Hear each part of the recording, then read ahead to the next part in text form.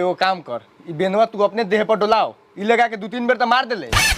हे महाराज, हम तो सुनले बानी कि कुटुंब लोग समझदार होकेला, लेकिन रउआ तो बेवकूफ़ी वाला बात करतन।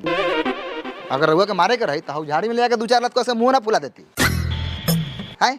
बिना ये डुलाओ तनी कि रउआ दिमाग ठंडा रही तो लड़का के बढ़िया से पसंद करम। लार में से पसंद करम, लइका तो 1 घंटा से दांत चियर ले बाटे। का जानी एकर बनावटी ऐसन बा कि पैदे ऐसन ले लेबा। रे सर रे, कम से कम दांतवा चियार बंद कर ना माथर छोड़। आ देखी आदिवासी बाबू, खास करके हमरा पैदाइशी पर शक मत करी, काहे कि हम जितना लड़का पैदा कइले बानी सबके सतुआ पी पी के पैदा कइले बानी। एही से हम कोनो लड़का कुपोषण के शिकार नहीं के भेल। हमर जितना लड़का बा सब हंसत खेलत आ दांत चियारत रहले। हाँ तो कुछ पूछी लोगन, लड़का बोलबो करेला। यहाँ रघुआ लोगन के बाप के जिम्मेदारी नहीं है कि 2 घंटा से गाँव जात के कुर्सी पे बैठल बानी। तब नाम का थी बाटे?